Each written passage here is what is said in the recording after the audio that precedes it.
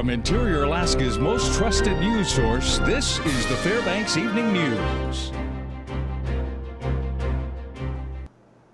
Good evening, Fairbanks, and thanks for joining us on this 4th of July. I'm Stephanie Woodard, and Daryl Clark has the evening off. The 4th of July celebrations kicked off at Pioneer Park today with hundreds of people from the interior in attendance. Guest speakers included Fort Wainwright's Colonel Freitag, Eielson Air Force Base's Vice Commander Andrew, Mayor Luke Hopkins, Representative Steve Thompson, and our very own Mike Schultz. Now, we spoke with some of those who were there about the annual festivities. How do you think this came off today? Did it go off without a hitch? Well, I tell you what, this weather's beautiful out here. Everybody's happy to see, see what's going on here at the park. 100th celebration of flight. Awesome seeing those vintage aircraft fly over. I couldn't be happier. What do you think about Fairbanks and these celebrations here today? Oh, this is wonderful. The park is so big and so many things to do. Really great. What do you think about the land of the midnight sun, going to bed at 10 o'clock, 11 o'clock, and the sun is still out? It is something to behold. I can't imagine. Tell me a little bit about what your favorite part of the celebrations were today. The flyover. What was you liked those airplanes? Are you big into airplanes? Yes. What else did you like about being here at Pioneer Park on the 4th of July? About the Army. What was your favorite part about the Army? The band. Tell me a little bit about the celebrations today. Did you have a lot of fun? What did you think about them? Oh, always. It's always wonderful. And so happy that we can celebrate this day with the military. Being a retired Air Force person, I want to thank all of those who stepped up and filled in for those of us who got too old to do the job. Tell me a little bit about the celebrations today. What was your favorite part? What a sectional celebration. Beautiful, the band, the music, the people, everything was very beautiful day. That's one thing about Fairbanks and the interior of Alaska is that we are all a really big community and a tight-knit community, right? Yes, Fairbanks and Alaska, excellent stay. I living for 10 years, excellent. Come to Alaska, great stay. The last frontier is the champion. Down the Parks Highway in the tiny community of Esther, the 4th of July celebrations were in full swing with their annual parade, as well as other activities. News Center 11's Daryl Lewis was there, and he has more. Thanks. I'm here in beautiful downtown Esther, Alaska, 4th of July 2013, where townspeople I spoke to say why go into Pioneer Park when they could stay right here at home. A little bit of everything on display. They were even giving away radishes. Yeah, that's good.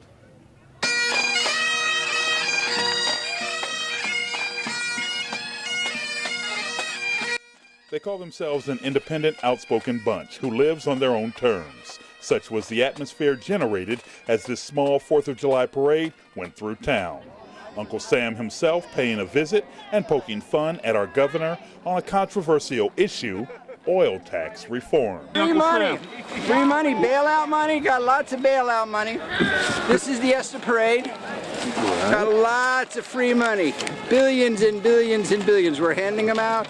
People are appreciating them. There we go. I see that's Governor Parnell's face, huh? Parnell's bailout money. So poking fun at that what do you call it, giveaway, huh? The giveaway, yeah. We'll fill the pipeline, but we'll fill it the right way. Walk so far away. There you go. And we'll excuse this little one for expressing herself, but the mood for the most part, festive. Folks taking in good weather and good times. Sure, I mean it's a real close-knit community, absolutely. And once a year we allow anybody to come here. Anybody, huh? Anybody can come here, that's right.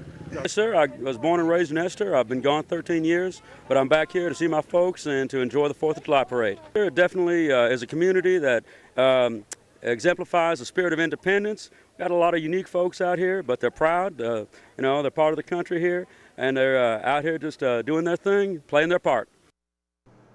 That looks like a really good time. All right, well, with warmer temperatures and winds of 20 miles an hour expected, firefighters continue to monitor the Stewart Creek 2 fire, which has burned over 30,000 acres. Over 250 personnel have been assigned to fight the blaze, which is about 4 miles from Chena Hot Springs Road. Crews are building dozer and hand lines, and a structure protection group is working to ensure safety of residents in the area. An evacuation watch is still in place for residents from milepost 14 to 30, but at this point, no evacuations have been ordered. All right, well, when we come back, Alaska's lone U.S. House member announced he will run again. And we have your weekly interiortainment. Stay with us. And welcome back to our 4th of July broadcast. As had been expected, Alaska's lone U.S. House member on Tuesday filed paperwork for a 22nd term in Congress. The move coming a month after his 80th birthday. Representative Don Young, who has held the lone seat since the year 1973, says he doesn't like the idea of retiring, further saying he's still the most qualified person for the job despite his naysayers who say new blood is needed. We spoke to Young earlier this year about his intentions and why he still longs to stay in the game. I'm willing to challenge anybody that wants to challenge me. I do a better job than anybody else and understands the state better than anybody else. You know, this state is not just Fairbanks and Anchorage and Juneau. It's the state of Barrow and Nome and Kotzebue and Dillingham and Chalkeetchik and Fort Yukon and Kwethluk and Petersburg and Wrangell, and I can go on down the line. And I do know this state. I've spent the time visiting, and people don't quite understand the importance of understanding the state. It's very difficult to represent the state of Alaska because people don't really get along or get together. It's my job trying to bring them together, and I've done that. Former U.S. Representative Gabrielle Gifford and her husband, former astronaut Mark Kelly, were in Alaska on Tuesday to lobby for expanded background checks for gun sales. During their visit, Kelly said he wanted to emphasize that he and Giffords support Second Amendment rights, but believe additional background checks will save lives and also keep guns out of the hands of those who shouldn't have them. Giffords survived a 2011 attack in Arizona. They say they hope to persuade Alaskans and two U.S. senators to change their votes against expanded background checks. Kelly said one sticking point in the bill was a rural exemption. What was put in the bill was actually a rural exemption, that if you're selling a gun to even somebody you don't know, but you live a certain distance away from a federally licensed firearm dealer and it's incredibly inconvenient to try to get a background check done, you don't have to do it. I doubt Senator Begich would think that's an erosion of his Second Amendment rights. But I think we got to be careful, and from Alaska's perspective, there's a view I have on and what I believe Alaskans want me to represent in Washington, D.C. on guns. But I can tell you on mental health, habitual drug users, traffickers, people who are illegally selling guns, these are things we can find common ground on, and we should. What is a way to both hang around and lose weight? Well, a new yoga class has been formed in the interior that both turns your life upside down and burns fat. We have more now, and that's Interiortainment. Aerial yoga is a new phenomenon coming in the interior. It combines both yoga and aerial maneuvers in one 1-hour workout. Mostly we just have a lot of fun in the class. We do some of the core workouts. In the beginning we do some of the stretching and also do anti-gravity stretching. So you can get in a hammock and stretch just by using your own weight and the gravity. Although it may not look like it, this workout channels many of your body's most vital muscles. This is a lot of core work, so it strengthens your core muscles, which is really important. And also, a lot of guys are really good at this type of stuff because they have a lot of upper body strength, so it's mostly upper body and core work strength. The class is an hour-long workout with a cool down, and the amount of calories burned, you'd be surprised. We usually have about 4 people around the silks, and then 1 hour class, you would burn about 750 calories. So yeah, it's a great workout. I'm Stephanie Woodard, and that's Interiortainment.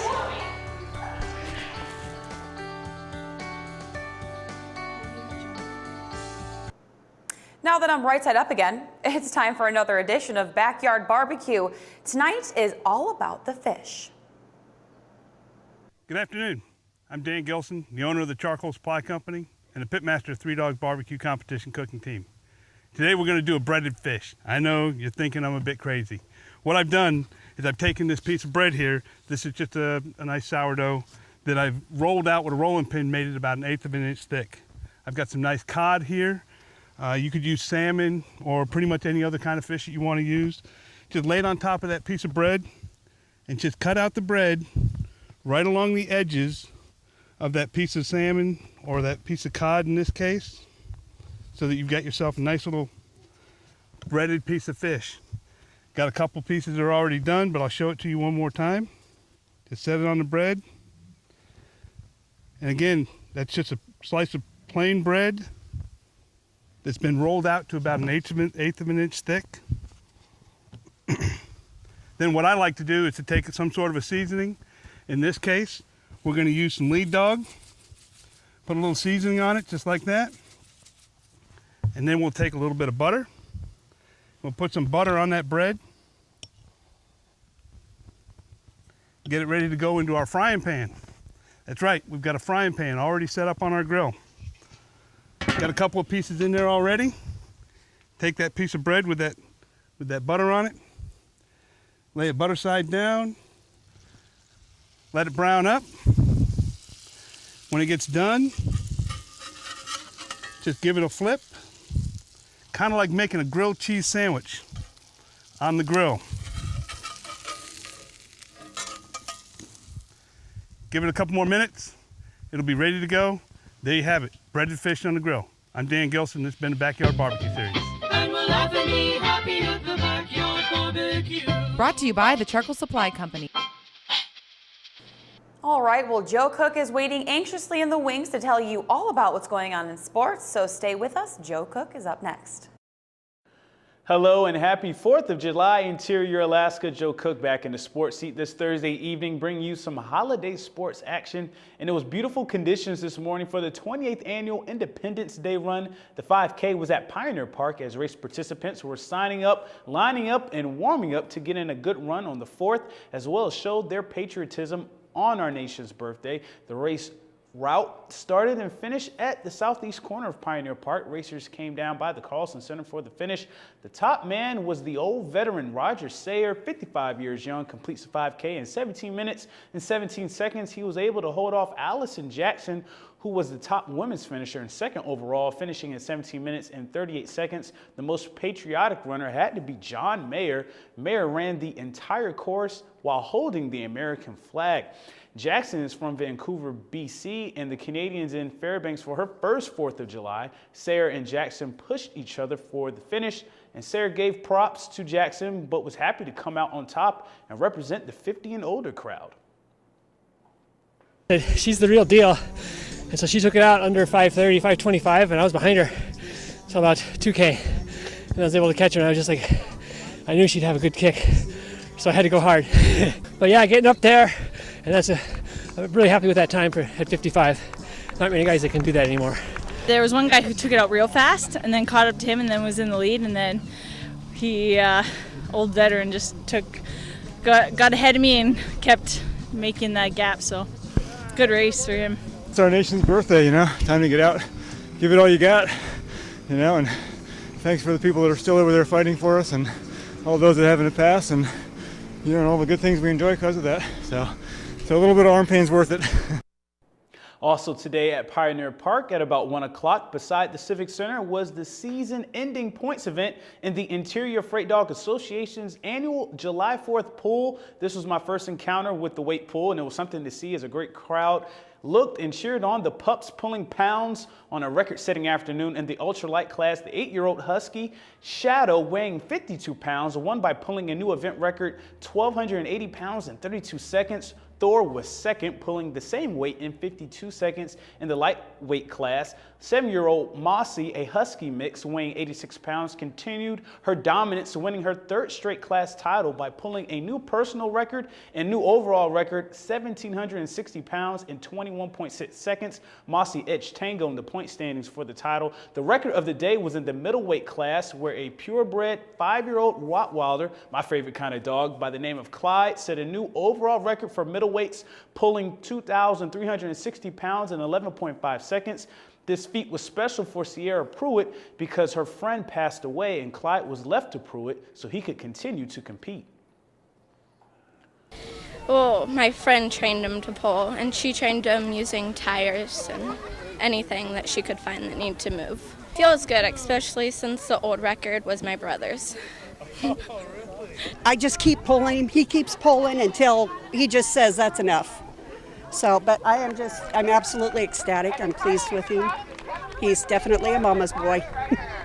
I was competing with Tango because I was 1 point ahead of her, and I locked it in now, so she's the point champ for this last season. And then at the same time, she broke her record of 1670, now at 1760. And now switching to baseball, and the Alaska Gold Panthers, for just the second time this season, have dropped consecutive games. You may have to chalk up energy for this, L. The Panthers were coming off a 15-inning loss the night before to the Glacier Pilots, and it showed the Matsu Miners controlled the game for a 9-2 win in Palmer at Herman Brothers Field. Second baseman Brendan Farney knocked out a grand slam for the Miners off of Drew Mitcherson, part of a 6-run third inning to give Matsu a sizable 6-0 lead. It was not Mitcherson's night, allowing 11 hits and 9 runs. David Edwards prevented the shutout, going 4 for 4, and was responsible for the Alaska's 2 runs. The Panthers are now 2 games back and are in 3rd place in the ABL with a 7-5 record. The 2 teams meet again tonight. And that's a wrap for sports tonight. Thanks for rocking with me for a little while, and I hope you had a great 4th. For more KTVF Sports, just go to Twitter, YouTube, websun11.com, and you can download our mobile app. Stay cool, Alaska. Mike Schultz has your full weather forecast coming up next, and we'll catch you next time. Hello, everyone. Welcome back in. Hope you're enjoying your 4th of July. It was a great day today out at Pioneer Park. Lots of sunshine, lots of folks, and we had a great time. And we'll tell you more about that in just a little bit. Taking a look at our photograph for tonight. This one's sent in by Yo Casey. He was out on Chena Hot Springs Road last week. Was able to capture this double rainbow. Beautiful shot there. Again, if you have a photograph to share, by all means, send it to me at Mike Schultz at KTVF11.com.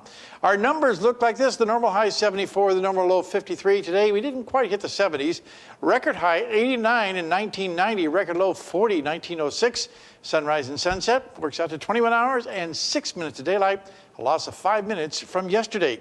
Our satellite picture today, again, showing a little more moisture moving in from the southwest. That might give us a little better chance of seeing some showers this evening into tomorrow. And it looks like that's going to be the trend at least for a couple days. And then the weekend looks still pretty good. What's going on across the rest of the state? Well, for the most part, it's pretty quiet. We have some showers around Kodiak Island, cloudy to partly cloudy skies across the southern and southeastern sections.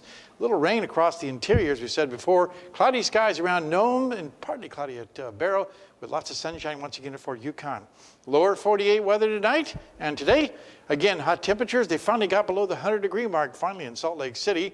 Denver also 93, 113 in Las Vegas.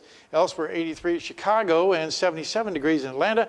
So a few scattered showers and thunderstorms. Again, this big plume of moisture coming up off the Gulf of Mexico, bringing lots of rain there. And then another storm system moving across the northern Rockies, bringing more rain across much of the Intermountain region. But the warm temperatures will continue. Interior stays quite hot across much of the western half of the country until you get to the coastline. Then the cooling trend as the coastal waters become a little more conducive to bringing some cooler air in. The jet stream, again, way to the north, bringing lots of warm air and humid conditions across much of the country into the weekend. Well, back to Alaska for tomorrow in the northern sections. Looks like rain showers at Barrow, rain in Nome, and isolated thunderstorms are possible in Fort Yukon. Here in the interior, we'll be looking again at some cloudy skies, areas of smoke, and some scattered showers to both Fairbanks and Healy. While over southeast Alaska, looks like mainly cloudy skies at Juneau and Ketchikan, and over to the southwest, looking at rain likely in Cold Bay, scattered showers in Kodiak, and showers for Bethel. And more rain expected over south central regions for Anchorage, Homer, and Valdez. So our forecast for the remainder of the night looks this way, looking at, it is a Thursday night, I forgot. We're doing our fishing conditions, as you can see here. Some sockeye are moving in the Valdez area. Halibut catches are still reported as being really good. On the Kenai River, very poor returns. River high and dirty. And the Matanuska Valley, again, king salmon fishing poor with restrictions, mainly on the weekends. Real quickly looking at the rivers and lakes, we'll tell you right now, for the most part, are in really good shape. Just be sure and be safe while you're out there. Here's our forecast for tonight. 48 degrees, mostly cloudy, isolated showers, some smoke expected. Tomorrow's forecast, 68, scattered showers, cooler, and areas of smoke once again. And looking into the weekend, we're looking at the smoke to hopefully move away. Also temperatures right around the mid-70s each day. The next chance of precipitation looks like it'll be Tuesday and Wednesday. Overnight lows also cooling off down to around 50 degrees, pretty consistent each night. But all in all, it was a good. great day today. It was such a great day today out at Pioneer Park. You Big and Ann turnout. did such a great job. We had a good time every year. A Yeah, lot of guest fun. speakers. And thanks to the Army and the Air Force for all their participation and all the folks at Pioneer Park for helping out too. So it was just a wonderful day for everyone. Great day. All right, Yeah. well, that will wrap up this edition of our 4th of July broadcast. We are so glad you could join us. Join us here 6 days a week at 6 to 11 or online anytime at webcenter11.com. And from all of us here at the News Center, we hope you had a great 4th of July and have a good night. Good night.